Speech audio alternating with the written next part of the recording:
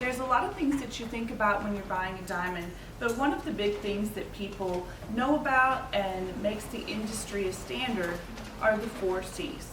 There's 4 things, and the one that you're most familiar with is carat. That's how big it is, and it's also how heavy it is. So carat is the actual size or weight of a diamond.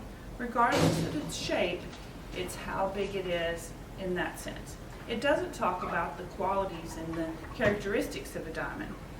So the 4 C's, the first one is carat, that's its weight and its size. The second one that you would look at is the color of the piece. There are different colors of diamonds. So diamonds that are white, as we all know, there's different versions of white. So there's everything from bright, bright white to a very yellowy white. And that is a scale that we use to grade diamonds called color, and it starts with D, can go all the way through the alphabet.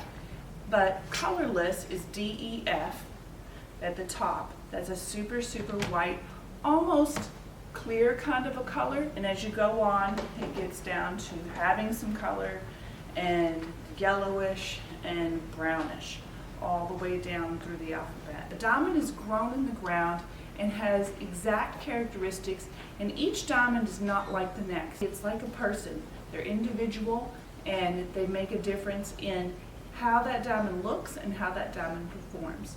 The third thing that we talk about is clarity, and that's how clean it is.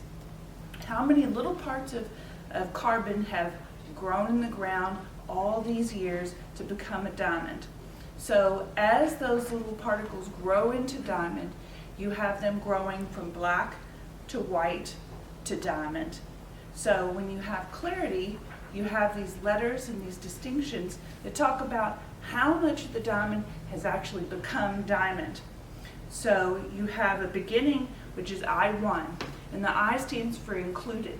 So the I means that you can see it with your naked eye is the best way to remember that. So I1, I2, I3, you can see these little pieces in the diamond, little spots that haven't become a diamond yet. SI is the next step up. So SI means slightly included. It's slight, you can see it, but you probably can't see it with your naked eye. You would need a loupe, an eye loupe that we use as jewelers, to be able to see what it looks like and to see the impurities that are there that haven't developed into a diamond yet. VS means very slight. So they're there, but they are exactly what it says. They're very slight. So you definitely have to get your loupe out to be able to see anything that's not a diamond yet. And then above that is VVS, which is very, very slight. So yes, you've got to have your loupe. You've got to have your loupe. You've got to really look. You have to really get down into that diamond to find the parts that are not a diamond yet. And then on top of that is internally flawless. So that's where it comes from, that it has very few impurities. It is internally a flawless diamond. And that's the very, very top. So you have internally flawless, VVS, very, very slight, VS, very slight, SI, slightly included, and then I, imperfect, included, where you can actually see what's in that diamond, and you can see it hasn't totally developed into all diamond. The last one is going to be the actual cut of the diamond. Harder to explain, easier to show. So a diamond has a cut, and that's where you see the shapes that you get, whether it's the cut of an oval or the cut of a round or the cut of a marquee. All of those different cuts change how much light comes in and how much light goes out to make that diamond sparkle. How great is that cut?